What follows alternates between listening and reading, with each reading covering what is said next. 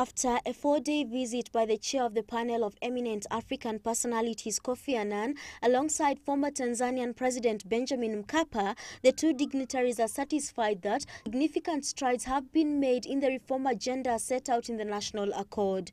With focus now set on the 2013 general elections, the two have cautioned politicians against plunging the country back to the dark days with their utterances. I feel that the people have learned a lot from the last crisis, and Kenya has changed. They have moved on, and they are determined to avoid another tragedy or crisis. I think the politicians need to watch their language. They need to lead more effectively, because their behavior can have positive or negative impact on the elections and behavior of people. Annan called on Kenyans from all spheres to support the IEBC, noting that to ensure free and fair elections was a responsibility for all. The judiciary, the parliament, the police, and other security agencies all have critical parts to play. The panel welcomes the steps taken by the Chief Justice to transform the judiciary.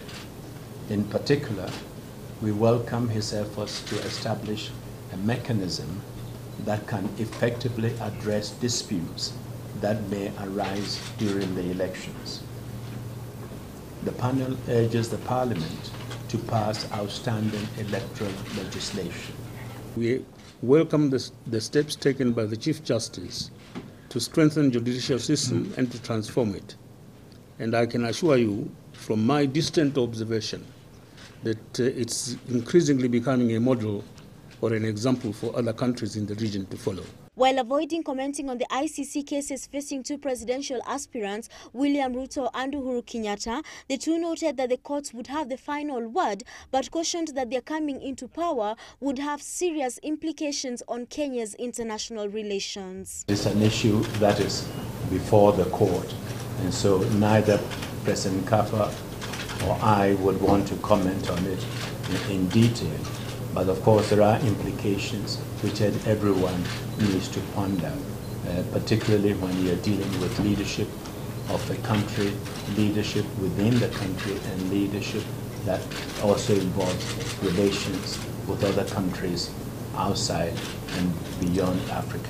The two leaders also expressed concern over the violence that has rocked the country in the last month and warned that it could boil over to the elections if not nipped early. Violence in any society at any time is worrying. When you have violence preceding elections, given the history of the country, it should be worrying for all of us, and measures should be taken to stem them. And we are worried, yes. They, however, seemed disappointed that they did not manage to meet with President Mwai Kibaki, but indicated that they would be visiting often to monitor the situation in the country, also stating that the international community would support Kenya when required. Nancy Njoki, GBS News.